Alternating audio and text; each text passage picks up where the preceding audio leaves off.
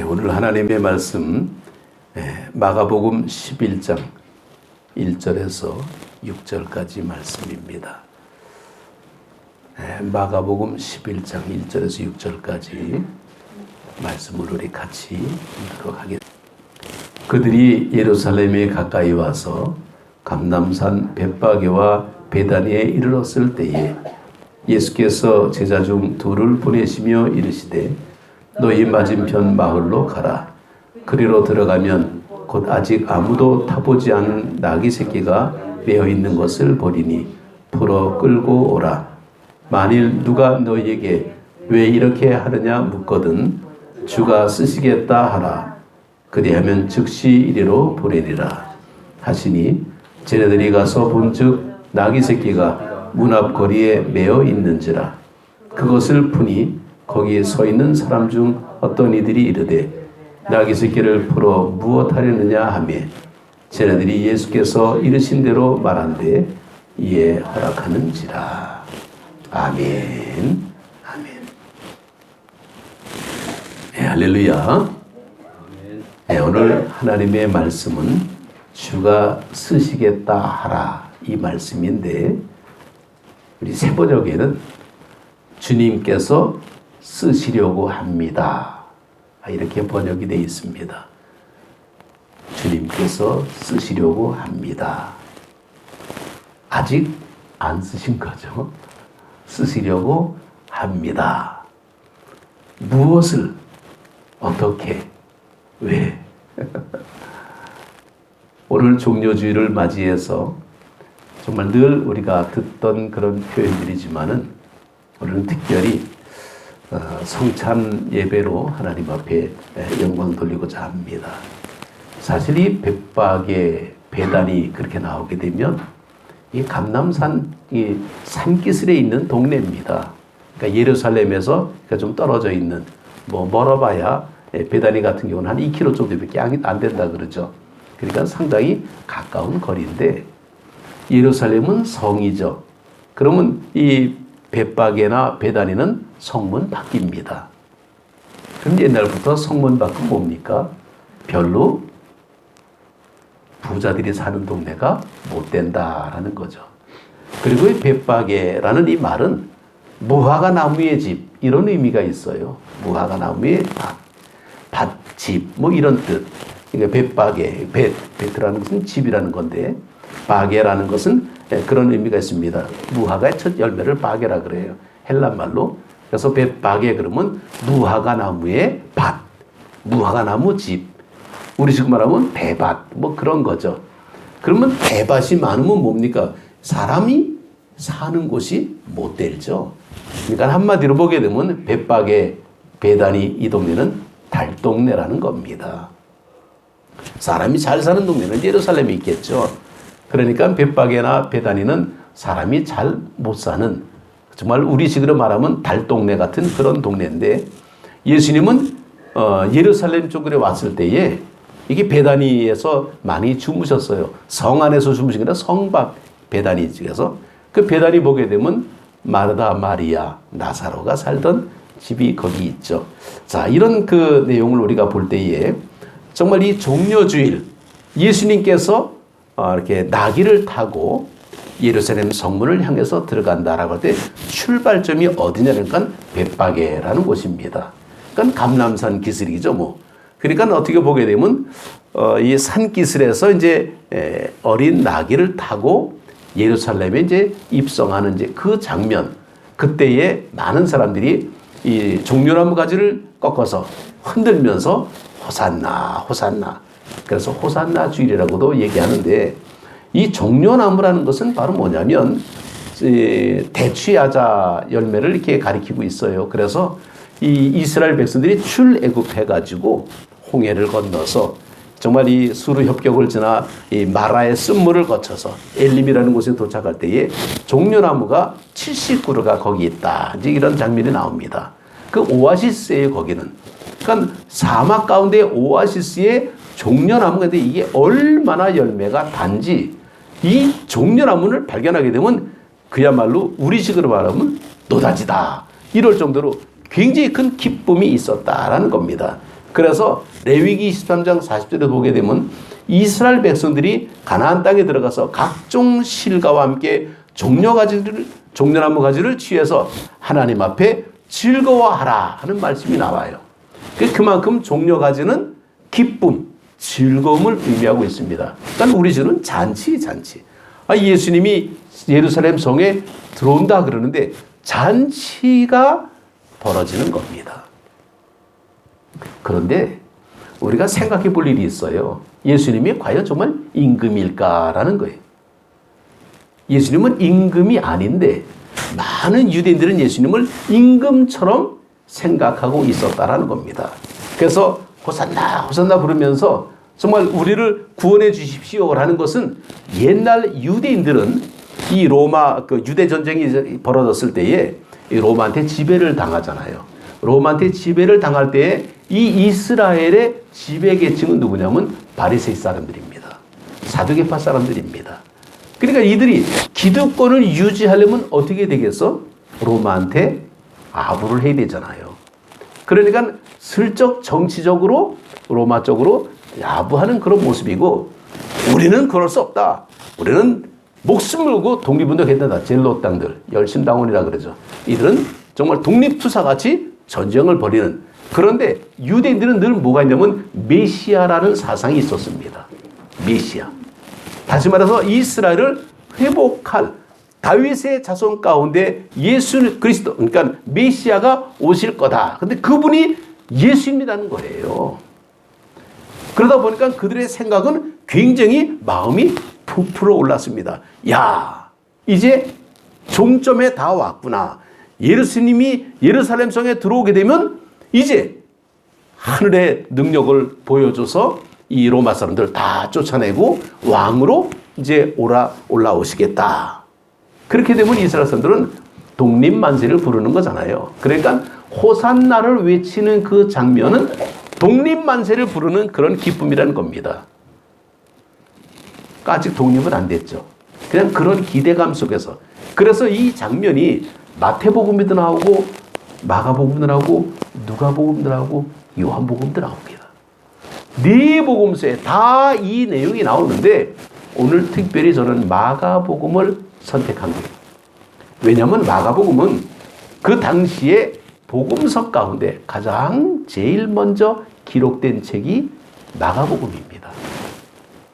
그리고 그 마가복음은 그것이 주전 55년에서 59년 그 사이에 기록이 됐는데, 사실은 이방 사람들, 로마 사람들을 향해서 하나님의 복음을 전하는 의도로 마가가 그것을 기록했어요. 근데 그 기록한 의도가 있습니다. 이 마가는 사실은 누구냐면 마가 요한. 그러니까 그 다락방에 그 마가의 집이죠. 그러니까 오순절날 성령이 임했을 때에 그 집이 이제 마가의 집이니까 마가는 상당히 부유한 사람의 모습이었습니다. 그러다 보니까 사도 바울하고도 같이 이제 선교 여행을 떠났다가 후에는 이제 겁이 좀 있어가지고 선교 여행 가니까 너무 무서워. 너무나 도망치다 보니까 사울하고 이제 다툼이 있어가지고 또 헤어지기도 하고. 그런데 베드로 전서에 보게 되면 베드로는요, 이 마가를 양아들처럼 인정을 합니다. 그러니까 후에 마가는 상당히 초대교회 큰 일을 감당하는 사람의 모습인데, 마가는요, 마가복음의 모습은 뭐냐면 예수님의 가르침에 대해서 초점을 맞춰가지고 기록한 것이 아니라 예수님의 행위, 예수님의 어떤 그런 모습을 표현하고 있다는 것이 독특한 모습입니다. 더군다나 이 마태복음이나 누가복음이나 요한복음에 보게 되면 예수님께서 예루살렘에 입성한 이후에 성에 들어오자마자 어디로 가시냐면 성전으로 가요. 성전에 가가지고 보니까 많은 사람들이 거기서 장사하고 있어요. 돈을 바꾸는 사람도 있고 비둘기 파는 사람도 있고. 그래서 예수님께서는 거기서 그 상을 뒤집어 엎는 혁명적인 모습을 보여줍니다. 그럼 내 집은 만민의 기도하는 집이다. 우리가 잘 아는 내용들입니다. 그런데 마가복음에는 이 내용이 없습니다. 그날 예루살렘 성에 입성한 그날 성전에 가서 예수님은 상을 뒤집어 엎는 정말 능력의 모습으로 보여주는데 마가복음은요, 때가 저물어서 다시 성전에서 나와서 베다니 가서 자는입니다. 주무시는 거예요. 성전 뒤집어 엎지 않습니다. 이게 마가복음이에요. 왜 그럴까라는 거예요.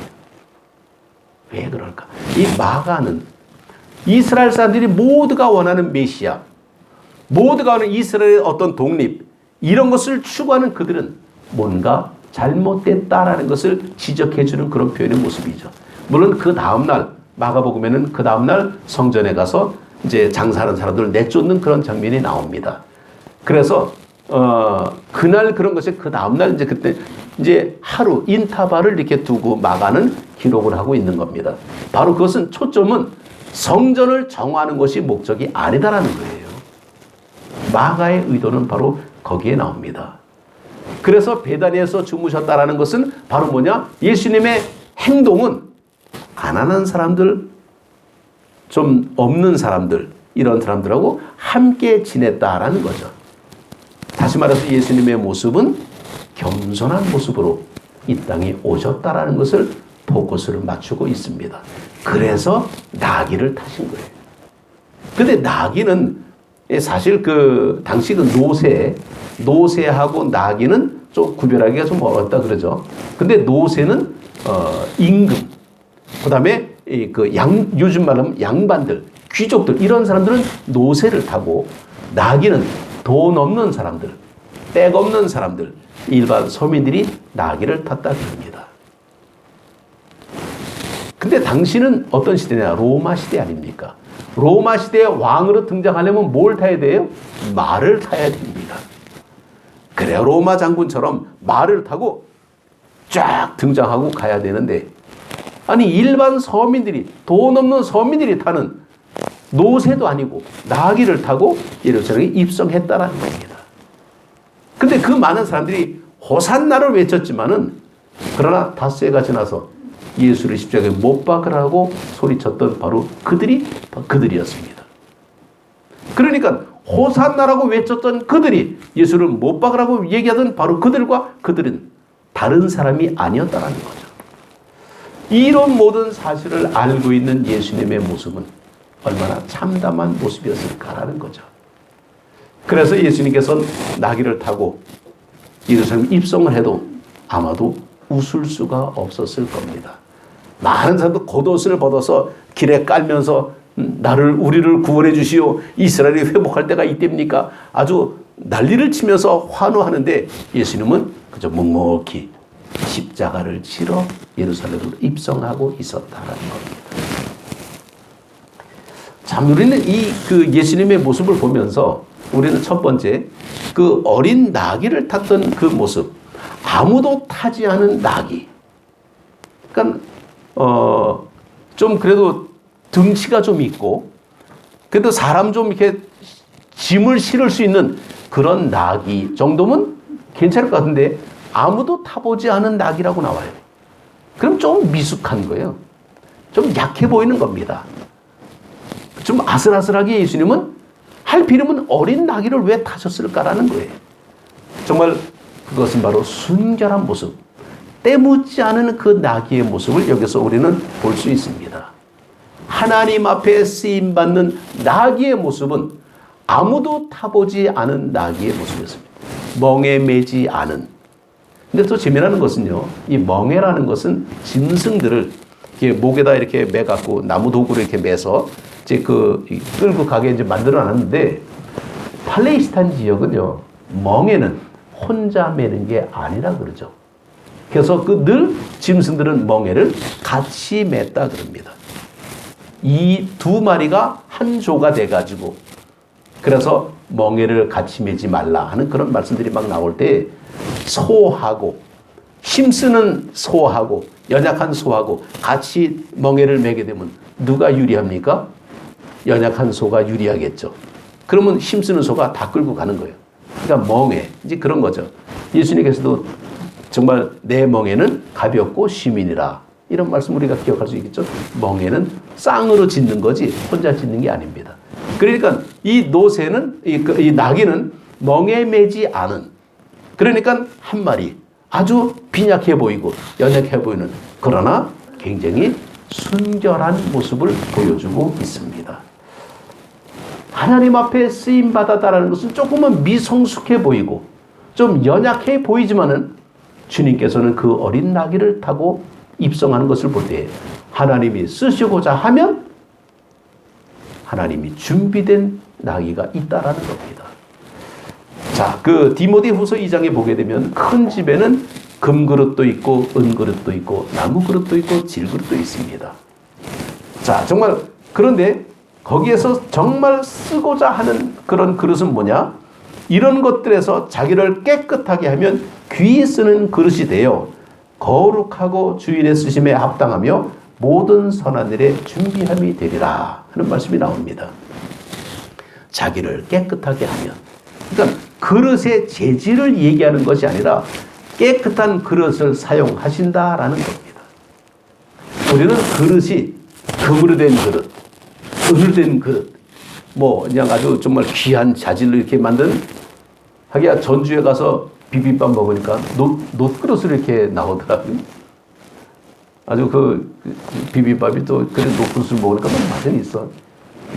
동인지 놋인지 뭐 주물로 돼 있는데 정말 그런 것들이 굉장히 좋은 것 같은데 놋그릇도요 들어오면 안 씁니다. 깨끗하게 닦아야죠. 중요한 것은 깨끗한 것이 중요하다는 거죠. 하나님 앞에 쓰임받는 우리들은 깨끗한 순결한 모습이 있어야 됩니다. 마태복음 18장 3절에도 어린아이와 같이 마음이 순결하고 순수해야 정말 그 천국에 들어갈 수 있다라고 말씀을 하죠. 그래서 너희가 돌이켜 어린아이같이 되지 아니하면 결단코 천국에 들어가지 못하리라. 이때 이 어린아이는 미성숙한, 연약한 그런 모습이지만은 사실은 깨끗한, 순결한 그런 의미를 가지고 있는 것을 우리는 잘 알 수 있습니다. 윌리엄 보든이라는 그런 그 선교사가 있었는데 그 선교사가 쓴 그 책 가운데 제목이 남김없이, 후퇴 없이, 후회 없이 이런 책이 있습니다. 근데 사실 그 보든이라는 사람은 이 낙농, 그러니까 목장하는 그런 큰 보든가의 억만장자의 아들입니다. 그러니까 돈 많은 목장에서 태어난 사람이기 때문에 굉장히 부유하게 자랍니다. 그래서 그 고등학교 졸업했을 때에 그 부모님이 야, 너 세계 여행 좀 다녀와라. 그리고 그냥 여행을 시킵니다. 부모의 권유로 세계 여행을 하고 돌아오는데 돌아오다 보니까 예수님을 알지 못하고 죽어가는 많은 사람들을 보고 큰 충격을 받습니다. 이 보드는 정말 신앙생활을 잘했죠. 그래서 그는 그렇게 고백합니다. 빌립보 1장 21절의 말씀처럼 이는 내게 사는 것이 그리스도니 죽는 것도 유익하다. 그리고는 세계의 선교를 위해서 정말 결심을 합니다. 나는 아버지의 유업을 받아가지고 큰 부자로 살는 것이 아니라 나는 하나님을 위해서 살겠습니다. 그리고 대학에 들어가서 성경을 읽고 공부하면서 정말 그 선교사가 되기로 작정을 하죠. 근데 그 아버지가 마침 그때 돌아가시게 되고 많은 유산을 받게 됩니다. 유산이 많으면 갈등하게 되겠죠. 그런데 그는 아낌없이 이슬람 지역의 선교를 위해서 다 그것을 기부하고 정말 그 이집트로 떠나게 됩니다. 근데 가서 얼마 되지 않아서 척수막염이라는 병에 걸려서 고생하다가 한 달 만에 그는 25살의 나이로 세상을 떠나게 됩니다. 이게 참 너무 어처구니 없는 그런 사건이죠. 아무리 25살짜리가 정말 그냥 한 달 만에 죽은 거예요. 그러니까 많은 사람들이 저 수많은 그 재산들을 다 선교에 그냥 다 봉헌하고 선교사 간다고 갔다가 한 달 만에 그냥 죽으니 얼마나 허무합니까? 그런데 그가 그 소천한 뒤후에 그 가지고 있던 성경책에서 3개의 문장을 발견하는데 바로 그겁니다. 남김없이 다 드립니다. 결코 물러서지 않겠습니다. 결코 후회하지 않겠습니다. 이제 그런 그 글자가 3단어가 나옵니다. 그래서 그것을 모아가지고 책을 만든 것이 남김없이 후퇴 없이 후회 없이 그런 책이죠. 문제는 그거예요. 그 젊은 나이에 소천하고 마니까 그 성경책에서 발견한 그것이 당시 많은 젊은이들에게 놀라운 충격을 줬다는 겁니다. 그래서 그로 말미암아 정말 그가 그 성경책에 발견된 그 문장을 보고 학생들 사이에서 영적인 부흥이 일어나면서 수많은 사람들이 선교사가 되겠다라고 작정하는 놀라운 역사가 벌어지게 됐습니다. 이게 하나님의 역사예요. 한 젊은 사람이 하나님의 곁에 떠났지만은 그가 한 일은 별로 없습니다. 근데 그 한 사람으로 말미암아 수많은 젊은이들이 도전을 받고 선교사로 헌신하겠다라고 놀라운 역사를 보여주고 있었다는 겁니다.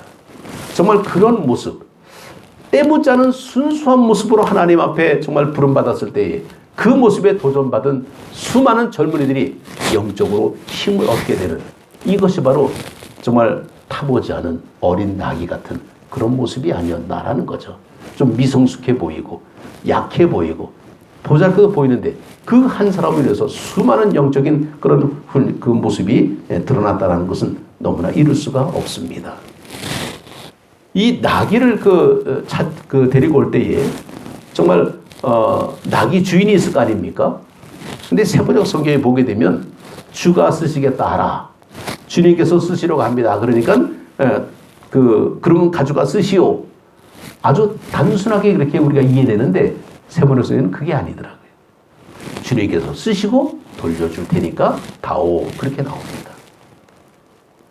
자, 정상적으로 생각하는 사람이 물건 좀 빌려주시오. 그러면 돌려줄 거를 약속하고 빌려주는 거지. 그냥 가져가시오. 그런 사람 별로 없습니다. 우린 여기에서 굉장히 우리가 좀 하나님의 말씀이라고 주님께서 쓰시러 갑니다. 그럼 뭐 강제로 다 뺏어가는 겁니까? 우리는 그런 느낌 받을 때가 있어요. 하나님께서 하시고자 하는 것은 다 드려야 됩니다. 이렇게 강력하게 얘기할 때가 있어요. 그런데 일반 사람들은요, 그거 받아들이기가 굉장히 어렵습니다. 제가 좀 돈이 좀 필요한데, 제가 좀 용돈으로 좀 쓰려고 하는데 한 1억만 저 주시겠습니까? 그러면 여러분 저 주겠어요? 대뜸. 그러면 각서 쓰시오. 아마 그러고 나올 거예요. 언제 돌려줄 거예요? 그게 나올 겁니다. 이게 일반적인 사고죠.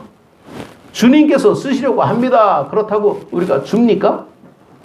정말 믿음 좋은 사람들은 주겠죠. 근데 일반적인 생각은 아니다라는 거예요. 우리는 일반적인 생각 속에서 이 말씀을 받아들일 때에 이건 굉장히 충격적인 말씀입니다. 주님께서 쓰시려고 합니다라고 할 때에 우리는 기꺼이 드릴 수 있는 용기 있는 사람이 몇이나 될까?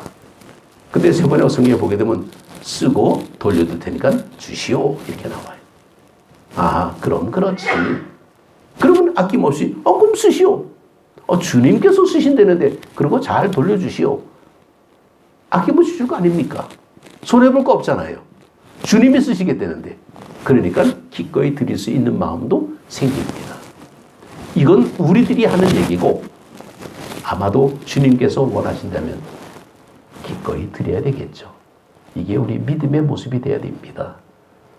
근데 우리는 조건 붙여. 또 돌려줄 거죠? 이런 조건이 좀 굉장히 많아요. 그래서 순종이라는 것이 뭐냐라고 할 때에 조건부 순종은 안 된다는 겁니다.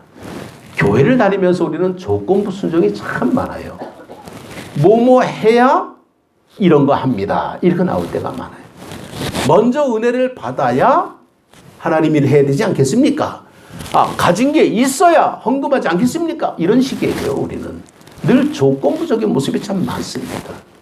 그런데 믿음의 모습은요, 조건부가 아니에요. 온전한 순종이 되려면 우리가 지금 가진 거 없어도 하나님 앞에 쓰시고자 한다면 드려야 됩니다. 주님은 이걸 원하고 계시는 거예요. 늘 근데 우리는 익숙한 게 뭐냐면 그럼 각서 주시오. 언제 약속하겠습니까? 이러고 나오잖아요. 우리 신앙인들이 가장 그 경계선이 바로 그겁니다. 우리가 하나님 앞에 믿음 생활할 때에 뭔가 모르게 좀 이게 좀 이 경계선이 있어요. 그 경계선을 우리는 좀 벗어나야 되는데, 그 헬렌 로즈비어라는 그런 선교사가 있는데, 이 선교사가 영국의 케임브리지 대학에서 의학을 공부하다가 의사가 되려고 공부하다가 주님을 만나게 됩니다. 그러니까 상당히 똑똑한 사람이죠. 의사가 되려고 공부했으니까. 그런데 주님을 만난 이후에 내가 하나님의 일을 좀 해야 되겠다. 그리고 그때 보니까 어떤 나라가 가장 어려운 나라일까? 아프리카, 콩고가 눈에 들어왔습니다. 그래서 아프리카 콩고에 내가 선교사로 가겠습니다. 얼마나 멋있어요. 선교라는 거는 이건 보통 각오가 되지 않으면 못 갑니다. 그래서 이 콩고의 아프리카의 그 선교사로 갔는데, 이 콩고라는 나라는 벨기에가 그 지배하던 나라가 되다 보니까 이제 그 벨기에가 이제 그 콩고 나라를 이제 독립시켜 주면서 이제 너희 나라가 이제 독립해라. 그리고 이제 물러서는 그때입니다. 그러면 이 나라 안에는 어떤 일이 벌어지냐면 권력을 갖기 위해서 수많은 분쟁이 생기게 됩니다. 왜냐하면 무주공산이에요. 권력 잡은 사람이 그냥 힘쓰는 겁니다. 그러니까 거기는 뭐 여러 가지 뭐 민족주의도 나오게 되고 뭐 자본주의도 나오게 되고 그냥 여러 가지 그냥 뭐 문제가 복잡하게 되면서 내전이 일어나, 나라에서. 그러니까 내전이 일어날 때 뭡니까? 그때 당시에 그 미국하고 그때 이제 소련이 있었죠. 소비에트 연방공화국. 보니까 가다가 이게 공산주의한테 넘어가게 생겼으니까 미군이 콩고에 들어갑니다. 그래갖고 뭔가 좀 정리하려고 그러니까 소련이 이러면 안 되겠다 그래갖고 소련이 또 들어와. 아주 그 나라가 콩가루 나라가 돼버립니다. 뒤죽박죽 되는 거죠. 그러다 보니까 그 안에서 선교하려고 들어갔다가 이리 얻어맞고 저리 얻어맞고 그냥 막 감옥에 갇히고 뭐 감금당하고 폭행당하고 그 모든 집이 막 불태워지고 난리 법석이 났습니다. 그래서 이 헬렌 로즈비어가 정말 그 자기 가진 모든 거 다 뺏기고 집도 불사라지고 폭행당하고 그러면서 정말 나무에 묶이면서 이렇게 막 그 어려운 어떤 그런 일을 당하게 됩니다. 그때에 하나님 앞에 기도합니다. 하나님, 제가 하는 일이 정말 하나님을 위한 일입니까? 나는 하나님의 일을 하기 위해서 이 콩고에 들어와서 이렇게 선교 사역을 하는데 왜 이런 어려운 일이 나한테 생깁니까? 제가 하는 일이 정말 가치 있는 일입니까? 그러면서 하나님 앞에 기도를 했다는 거죠. 사실은 그 기도가 아니라 탄식이었습니다. 내가 개고생하는구나 이런 생각이었습니다. 하나님의 일을 한다고 이렇게 폼자고 들어왔는데 내가 정말 안 그랬으면 내가 의사가 돼가지고 떵떵거리고 정말 살 텐데 내가 들어와가지고 내가 이 고생은 뭡니까? 라고 하나님 앞에 하소연하는 그런 모습인데 그때 하나님께서 이렇게 응답을 해주셨다는 겁니다. 내 사랑하는 데 따라 내 모든 수고와 헌신과 고난을 내가 받기에 합당하니 네가 당하는 그 어려운 고난의 모습을 내가 받기에 합당하니 이제 이런 모습으로 이제 응답을 받을 때에 그는 비로소 하나님 앞에 하나님 제가 잘못했습니다. 무조건 제가 순종하겠습니다. 라고 하나님 앞에 기도하면서 정말 그 선교 사역을 감당했다 그럽니다. 우리가 볼 때 선교 사역을 하면 복을 받아야 되고 어마어마한 존경을 받아야 되고 축복을 받아야 되고 뭐 이런 여러 가지 여건들인데 오히려 있는 거 다 뺏기고 불살르고 매 맞고 감옥에 갇히고 막 이런 일이 생기게 되니까 얼마나 어렵습니까? 이게 경계선이라는 게 순종의 모습에서는 이런 경계선이 늘 누구한테나 있다라는 겁니다. 교회 다니면서 우리는 이 경계선이 누구나가 다 있다라는 거예요. 믿음 생활 열심히 하려고 하나님 앞에 충성을 다하는데 정말 하나님 앞에 이렇게 뭔가 모르게 인정받지 못하는 것 같은 그런 일이 벌어지게 됩니다. 하나님, 내가 이렇게 헌금도 많이 하고 내가 이렇게 열심히 봉사도 하고 내가 이렇게 충성하는데 왜 이렇게 억울한 일을 당합니까? 왜 내가 이런 핍박을 받아야 됩니까? 왜 내가 이런 조롱거리를 받아야 됩니까? 이거 하나님 영광 가리는 거 아닙니까? 이런 경계선의 모습에서 우리는 갈등할 때가 꼭 생긴다는 겁니다. 믿음 생활의 모습에서는 순종이 뭐냐라는 거예요. 순종은 내가 계산적인 모습으로 조건부로 가는 게 아니라 온전한 순종의 모습은 정말 하나님께서 쓰시고자 할 때 나는 그냥 그대로 쓰임 받는 자체가 온전한 순종이라는 것을 우리는 기억해야 됩니다. 정말 겸손하게 주님의 부름에 우리는 응답되는 모습으로 살아가야 되는데 우리는 그렇지 못할 때가 참 많습니다. 뭔가 인정받기를 원하고 뭔가 누구한테 정말 대가를 받기를 원하고 늘 하다 보게 되면 뭔가 성과가 나와야 되잖아요. 우리의 신앙생활에 성과, 결과물이 나와야 되는데 결과물이 안 나와. 지지부진 오히려 더 안 좋은 악조건이 막 생기고 그럽니다. 그러면 거의가 100%가 무너지죠. 안 무너질 수가 없습니다. 무너집니다. 이게 우리의 경계선이라는 거예요. 하나님 앞에 쓰임받는다는 것은 뭘까라는 겁니다. 오늘 주님께서 쓰시려고 합니다라고 할 때 조건 붙입니까? 아니에요. 우리는 그냥 쓰십시오라는 겁니다. 비록 미성숙해 보이고 어려 보이고 정말 나약해 보이는 어린 나귀 새끼도 주님께서 쓰시고자 할 때 그렇게 쓰임을 받았다는 겁니다. 많은 사람들이 호산나 하고 외칠 때에 나귀 보고 호산나 외친 거 아닙니다. 주님한테 호산나 한 거죠. 근데 나귀가 착각할 수 있어요. 아, 내가 이 정도로 내가 으쭐해가지고 내가 이렇게 내가 사람한테 대우받는구나. 교회에서 대우받습니까? 아니죠. 교회는 헌신입니다. 교회는 봉사입니다. 상급은 하나님의 나라에서 받는 겁니다.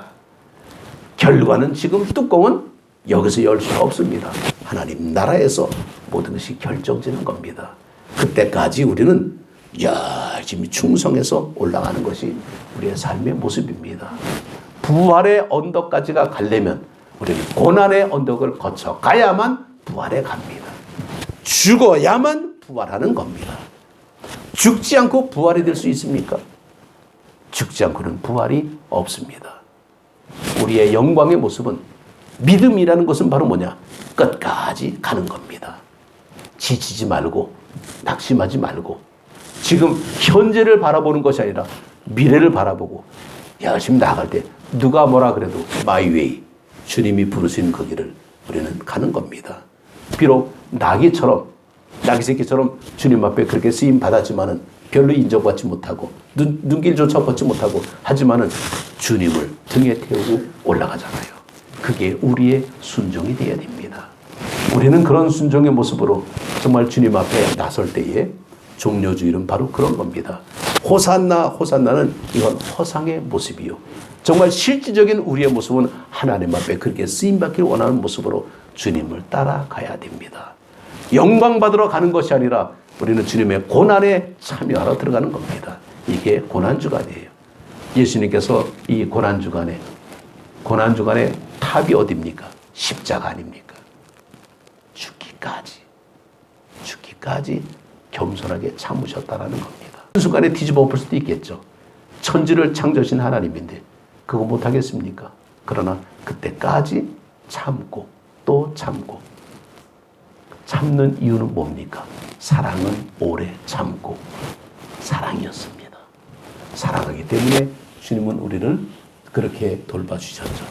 오늘 주님께서 쓰시려고 할 때에 주님을 사랑하는 마음 변치 말고 끝까지 주님을 따라가는 우리 모두가 되시기를 주님의 이름으로 축복합니다. 기도드리겠습니다.